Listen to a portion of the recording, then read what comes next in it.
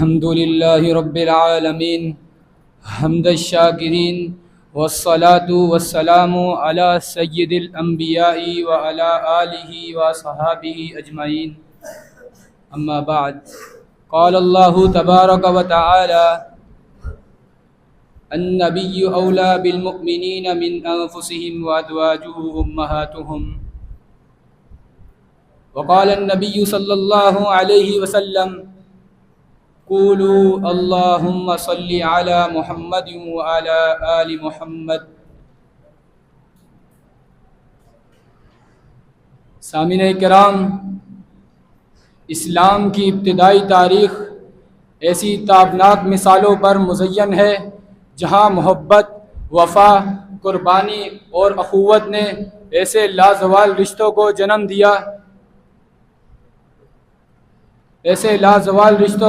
دیا کہ جنہوں نے آپ علیہ الصلاۃ والسلام کی تربیت میں، ایمان میں اور اطاعت میں اور قربانی کے اندر ایسے اطاعت کے ایسے مدارس طے کیے، اور صحابہ کرام نے صحابہ کرام اور اہل بیت اعظام کے درمیان یہ رشتہ ایک گہرا تعلق تھا، اور جو یہ کہتے ہیں کہ ان کے درمیان دوری تھی، مخالفت تھی، ایسا نہیں تھا، کیونکہ ان کے درمیان ایک گہرا رشتہ اور گہرا تعلق تھا جو عزت والا تھا۔ اور یہ بات کہ صحابہ کرام کا اہل بیت سے تعلق ہونا، رشتہ داری ہونا، یہ صحابہ کرام کے لیے فخر کی بات تو ہے، لیکن اس بات کو صحابہ کرام کی فضیلت کا معیار بنا لینا یہ ٹھیک نہیں، کیونکہ رب العالمین خود قرآن میں کہتا ہے ان اکرمکم عند اللہ اتقاکم۔ سامعین اکرام، اہل بیت اعظام وہ گھرانہ ہے کہ جس سے اللہ رب العالمین نے رجس کو دور کر کے اعلان فرما دیا انما یرید اللہ لیذھب عنکم الرجس اہل البیت ویطہرکم تطہیرا۔ صحابہ کرام وہ گھرانہ ہے جس سے اللہ رب العالمین نے حسن سلوک کرنے کا حکم دیتے ہوئے ارشاد فرمایا قل لا اسألکم علیہ اجرا الا المودۃ فی القربى۔ سامعین کرام، صحابہ اہل بیت اعظام وہ گھرانہ ہے جس سے اللہ رب العالمین نے دوہرا اجر دینے کا اعلان کیا وَمَن يَقْنُتْ مِنْكُنَّ لِلَّهِ وَرَسُولِهِ وَتَعْمَلْ صَالِحًا نُؤْتِهَا أَجْرَهَا مَرَّتَيْنِ۔ اور پیارے پیغمبر علیہ السلام نے ان پر درود بھیجنے کا حکم دیا قولوا اللہم صلی علی محمد وعلی آل محمد۔ اور نبی علیہ السلام نے ان کے بعد پیارے اہل بیت سے محبت کرنے کا حکم دیا، فرمایا اذکرکم اللہ فی اہل بیتی، اور تو کہیں پر یوں ارشاد فرمایا اللہم ہؤلاء اہل بیتی۔ سامعین اکرام، یہ تھی اہل بیت کی شان، یہ تھا ان کا مقام، اور جن سے ان کی رشتہ داریاں ہیں ان کا مقام کیا ہے؟ آئیے رب کے قرآن سے پوچھتے ہیں۔ رب کا قرآن ان کے ایمان کو ہمارے لیے آئیڈیل اور نمونہ قرار دیتا ہے۔ فرمایا فَإِنْ آمَنُوا بِمِثْلِ مَا آمَنْتُمْ بِهِ فَقَدِ اهْتَدَوْا۔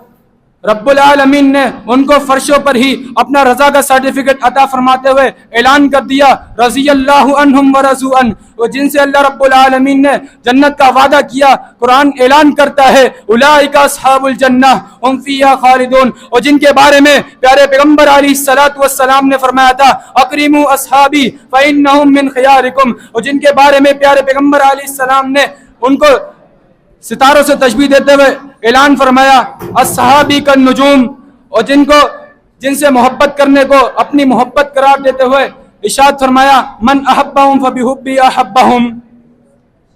سامعین کرام، یہ تھا اہل بیت اعظام اور صحابہ